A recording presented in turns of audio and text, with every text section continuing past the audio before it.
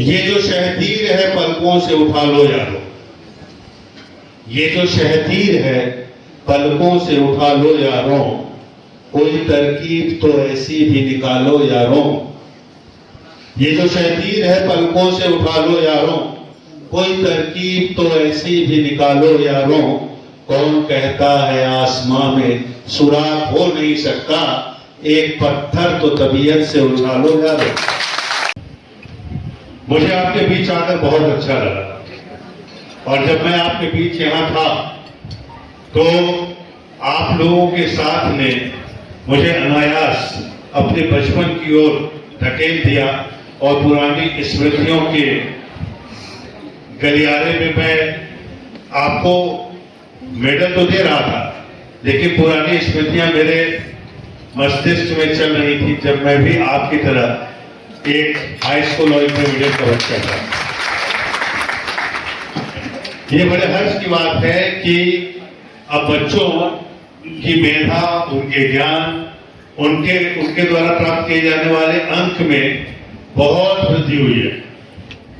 अब तो 98 और 99% बच्चा ऐसे कहता है जैसे कुछ हुआ ही ना, और हमारे जमाने में 75% कहते हुए उसके चेहरे पर गर्व की एक आभा बिल्कुल अपने आप आभा बनकर चमकने लगता था। तो इससे ये निष्कर्ष निकलता है कि आजकल के बच्चे, मुझे लगता है, मेहनत ज्यादा करते हैं, परिश्रम ज्यादा कर रहे हैं, और पुराने जमाने के बच्चों से मैं समझता हूं कि ज्यादा उत्कृष्ट बुद्धि के, ज्यादा परिश्रम करने वाले, और इसलिए ज्यादा मार्क्स मिल रहा है। क्या इस बात से आप सहमत हैं? नहीं। हाँ, नहीं, उस समय का 75% और आज का 95% उसको बुला। हाँ, बैठिए, ठीक है।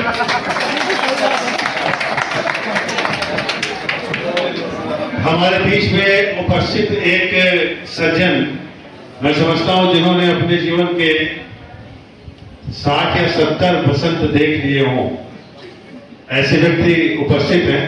इन्होंने कहा नहीं, हमारे जमाने में बच्चे ज्यादा अच्छे होते थे।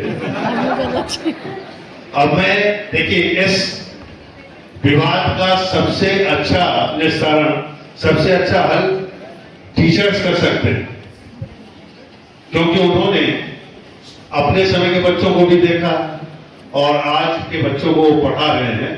तो इसका सबसे अच्छा निर्णय आप ही दे सकते हैं। हालांकि इस पर मैं रुकता नहीं हूं, थोड़ा आगे बढ़ता हूं।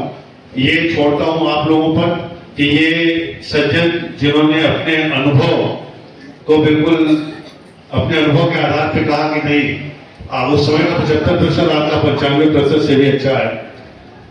और दूसरी तरफ हमारे प्राचार्यगण हैं, अध्यापकगण हैं, जो इस बात को तय करेंगे।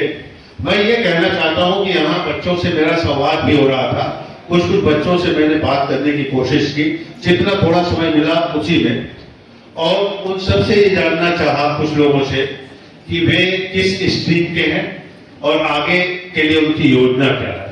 ये बहुत महत्वपूर्ण है, क्योंकि जब मैं हाई स्कूल और इंटरमीडिएट में था तो हमारे आंखों के सामने हमारा लक्ष्य केवल हाई स्कूल और इंटरमीडिएट तक सीमित था। बहुत छोटी जगह से आता था, वहां पर संचार के इतने साधन नहीं थे, इतना ओपननेस नहीं था। ओपननेस का मतलब इतना सारी दुनिया में क्या हो रहा है इसके प्रति खुला हुआ नहीं था, लोगों ज्ञान आ नहीं पाता था। कारण ये था कि उस समय इंटरनेट का जमाना नहीं था, उस समय सूचना का ऐसा कोई तंत्र नहीं था कि क्या चल रहा है देश दुनिया में और बच्चे क्या कर रहे हैं, इसका कोई सूचना हम तक नहीं पहुंच सकती थी, क्योंकि बहुत छोटी सी जगह से मैं आता था। अभी क्या है, सूचना के द्वार खुले हुए हैं, हर तरह की सूचनाएं आप तक आ सकती है, चाहे आप लखीमपुर खीरी में बैठे हो या दिल्ली में बैठे हो। ऐसा कोई छोटी जगह का कोई, या छोटी जगह से होने का, छोटे शहर से होने का ऐसा कोई नुकसान आपके सामने नहीं जो पहले हुआ करता था। मैं ये कहना चाहता हूं कि अधिकांश बच्चों से मैं ये बात करने के बाद उनका हाई स्कूल और इंटरमीडिएट के बाद लक्ष्य क्या है, इस पर बहुत स्पष्ट रूप से मुझे जानकारी नहीं हो पाई। उनके मन में तो जरूर रहा होगा, शायद वो बता नहीं पाए या उन्होंने जितना बताया मैं समझ नहीं पाया। लेकिन मैं आह्वान करना चाहूंगा कि यहीं पर रुकना नहीं है। आपने हाई स्कूल में अच्छे मार्क्स पा लिए, इंटरमीडिएट में अच्छे मार्क्स पा लिए, तो यहाँ रुकना नहीं है। आगे चुनौती और गंभीर है, आगे चुनौती और बड़ी है। और आप जानते होंगे कि इतने बच्चे निकल रहे हैं, इतने हाई मार्क्स के साथ निकल रहे हैं, लेकिन अगर उन्होंने परिश्रम का मार्ग छोड़ दिया या थोड़ा सा भी डिस्ट्रैक्ट हुए, थोड़ा सा उनका ध्यान विचलित हुआ, जो कि इस उम्र में होना बहुत स्वाभाविक है, तो उनको लगेगा कि ये मार्क्स जिन्होंने उन्हें इस मंच में सम्मान दिलाया, समाज में सम्मान दिलाया, उनके माता पिता को गर्व की अनुभूति से भर गया, वो सब मार्क्स अब हमारे काम के नहीं हैं, क्योंकि आगे के प्रतियोगी माहौल में किसी न किसी तरीके से वे बाहर कर दिए जा रहे हैं। तो आज इस मंच से मैं सबको बहुत बधाई देता हूं, बच्चों को, उनके अभिभावकों को बहुत बधाई देता हूं, क्योंकि आपके बच्चों ने ऐसा क्षण उपस्थित किया है, ऐसा कार्य किया है, जिससे आपको गर्व की अनुभूति हो रही थी, परिश्रम करना शुरू करें। दूसरा एक महत्वपूर्ण बिंदु ये है कि शिक्षा जो आप किताब से प्राप्त करते हैं या अन्य कोई साधन से प्राप्त करते हैं, यदि उसको हम किताबी शिक्षा ही कहें, तो ये तभी आपके काम की है जब उसको आप अपने आचरण में उतारें, अपने किताबी ज्ञान का दिन प्रतिदिन के जीवन में उसका प्रयोग करें। क्योंकि अक्सर ये देखा जाता है कि स्कूलों में या अन्य माध्यम से जो ज्ञान प्राप्त करते हैं, तीर है, शतीर कोई जानता है? शतीर क्या होती है बताइए, बताइए। अनुभवी व्यक्ति हैं आप।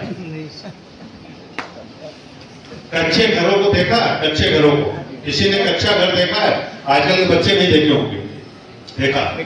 उसकी छत का जो सपोर्ट होता है, गर्डर, वो शहतीर कहलाता है, ठीक है? लकड़ी का भारी होता है।